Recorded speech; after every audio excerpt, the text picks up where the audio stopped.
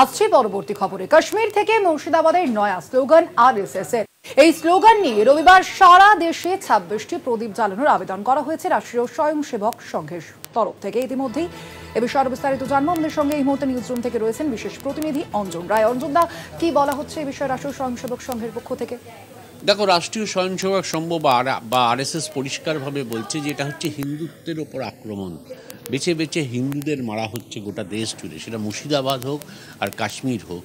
ফলে এই ইস্যুটাকে তারা সামনে রাখছে এবং যেহেতু এবছরের শেষ দিকে এবং 26-এর জুড়ে বিভিন্ন রাজ্যে ভোট আছে, এই হিন্দুত্বকে ব্যবহার করতে চাইছে আরএসএস এবং এই ইস্যুকে সামনে রেখেই কালকে গোটা দেশ জুড়ে তারা ঘরে ঘরে প্রদীপ জ্বালাতে বলছে, 26টা প্রদীপ ঘরে জ্বালাতে বলছে। অর্থাৎ মানুষের মধ্যে হিন্দুত্ব এবং হিন্দুত্বের ভাবকে উগরে দেওয়া বা একাত্ম করবার একটা প্রচেষ্টায় নেমে পড়েছে আরএসএস।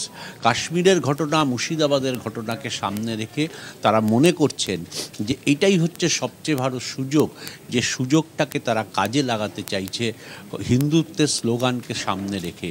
এবং একটা আবেগ যে গোটা দেশ জুড়ে উঠেছে, সেই আবেগকেই তারা কার্যত টেনে নিয়ে যেতে চায় এই বিভিন্ন রাজ্যের বিধানসভা নির্বাচন পর্যন্ত। তাই আরএসএস তার সহযোগী সমস্ত সংগঠন, বিজেপি থেকে শুরু করে সবাইকে এই আগামীকালের এই প্রোগ্রামে অংশগ্রহণ করার নির্দেশ দিয়েছে বলে আমরা জানতে পারছি। ধন্যবাদ তোমায় অঞ্জন দা। আমরা কথা বলছিলাম, আমাদের সঙ্গে নিউজ রুম থেকে ছিলেন বিশেষ প্রতিনিধি অঞ্জন রায়।